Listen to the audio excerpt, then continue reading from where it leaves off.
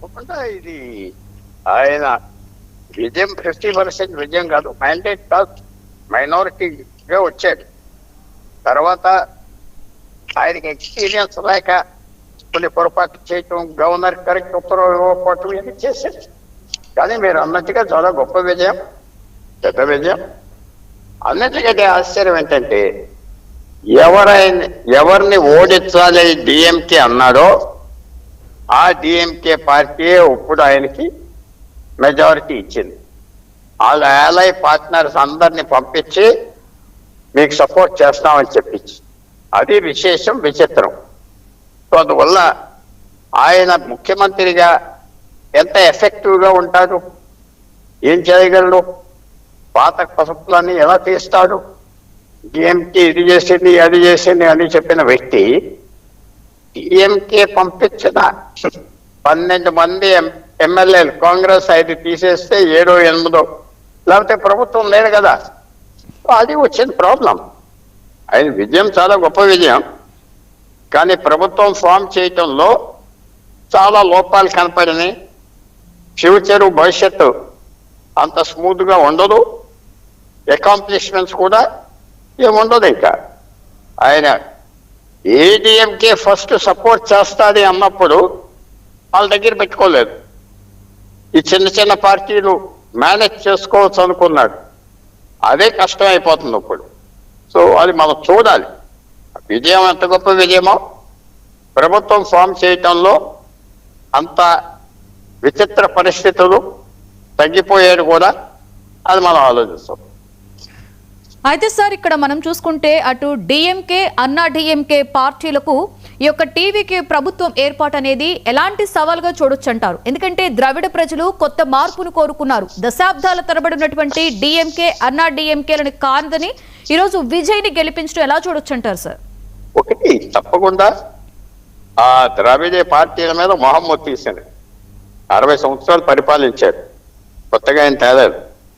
దాదాపు 3 మందే 4 మందే ముఖ్యమంత్రులు ఉన్నారు ఈ 60 సంవత్సరాల్లో ఆ 2 పార్టీల నుంచి. సో ఎవరైతే సిటీస్లో ఉన్నారో ఆ 18 సంవత్సరాల నుంచి 39 వయసులో ఉన్న యువకులు, వాళ్ళు రాజకీయంతో సంబంధం లేదు, సాధారణంగా క్యాన్వాసింగ్ లేదు, ఏం లేదు, వాళ్ళే తిరుగుబట్టి విజయం తీసుకొచ్చారు. సో పెద్ద విషయం ఇది. పాలిటిక్స్ మారిపోయింది. దాంతోపాటు కొన్ని ఇండియా అలయన్స్ అనే అలయన్స్ మీద కూడా ఇంపాక్ట్ వచ్చింది.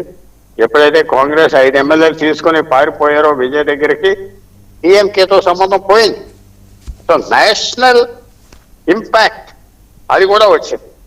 అలాగే బీజేపీ అక్కడ పట్టేలు సాధిస్తలేకపోయింది కాబట్టి అది పెద్ద నేషనల్ ఇంపాక్ట్. తమిళనాడు ఎలక్షన్లు, బెంగాల్ ఎలక్షన్లు అంత విశేషం కాకపోయినా అంత ఇంపాక్ట్ మాత్రం ఉన్నది లోకల్గా. అది ఎదురు చూడవలసి మాట.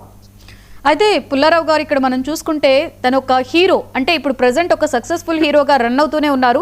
సడన్ గా ఈరోజు ఆయన సీఎంగా ప్రమాణ స్వీకారం చేయబోతున్నారు.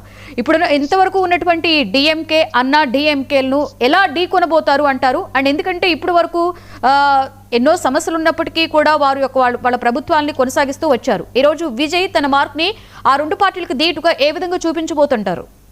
చాలా కష్టం. ఎందుకంటే ఇప్పుడు ఆయన ప్రభుత్వం డిఎంకే నుంచి వచ్చిన ఎమ్మెల్యేలు మీద ఆధారపడి ఉన్నారు కదా. ఏం చేస్తాడు వాళ్ళకి? వాళ్ళ మాట ఎలాగా, వాళ్ళ మీద ఎలా వెళ్తాడు ముందలకి? చాలా కష్టం. తర్వాత ఆయన కనుక చక్కగా పరిపాలన ఇవ్వగలిగితే అది బెస్ట్ జవాబు డిఎంకేకి, ఏడీఎంకేకి. ఆ పరిపాలన సరిగా ఇవ్వకపోతే మళ్ళీ ఆ 2 పార్టీలు మళ్ళీ బలపరుస్తాడు. సో ఇది పెద్ద ఛాలెంజ్, అవకాశం. ఎంత తెలివితేటలు ఉన్నాయో బయట పడిపోతాయి. అలాగే సార్, అంటే ఇప్పుడు ప్రభుత్వం ఏర్పాటుకి అంటే టోటల్ గా క్లియరెన్స్ వచ్చినట్లేనంటారా? ఇక అన్ని పార్టీలు కూడా అటు వామపక్షాలు అన్ని కూడా మద్దతు ఇవ్వడంతో మ్యాజిక్ ఫిగర్ అయితే విజయ్ చేరుకున్నారు. ఓవరాల్ ఈ అంశంలో గవర్నర్ పాత్రను ఏ విధంగా చూడొచ్చు అంటారు? అండ్ అలాగే ప్రమాణ స్వీకారం ఎప్పుడు ఉండేటువంటి అవకాశం ఉండొచ్చు అంటారు సార్? రేపు ప్రమాణ స్వీకారం ఆ ముహూర్తాలు ఏమన్నా చూసుకుంటారా? రేపు ఆదివారం మరి చేస్తాడో చేయడో చూడాలి. అదే గవర్నర్ పెద్ద ఏమున్నది, మెజారిటీ లేనప్పుడు గవర్నర్ పిలవలేదు, ఇలా చేసేది అలా చేసేది అంతా అనవసరం. నీకు మెజారిటీ లేదు అంతే, ఇతర చేతుల్లో పడిపోతావు. ఏ ప్రభుత్వమైనా అంతే. నీకు సలహాదారులు, అడ్వైస్ ఇచ్చేవాళ్ళు మంచి వాళ్ళు లేరు అని మాత్రం అర్థమైపోయింది. అమెచ్యూరిస్ట్ గా బిహేవ్ చేస్తావు. పాలిటిక్స్ చాలా కఠినమైన వ్యాపారం, దానికి రెడీ అవుతున్నావా లేదా అది. గవర్నర్ ఏమంటాం, ఎలా మెజారిటీ లేకపోతే ఎలాగిస్తానన్నాడు. అది ఎన్నో గంటలు టీవీలన్నీ ఆర్గ్యూ చేశారు. ఏం ప్రాబ్లం, నీకు మెజారిటీ లేదు, నీకు ప్రీ పోల్ అలయన్స్ లేదు, అంటే ఎలక్షన్ ముందు అలయన్స్ లేదు. సో ఎంత చేసినా గవర్నర్ హక్కు ఉన్నది, హక్కు ప్రకారంగా ఆయన చేసుకున్నాడు. దానికి ఏదో మోటివ్స్ ఆలోచనలు ఉన్నాయి.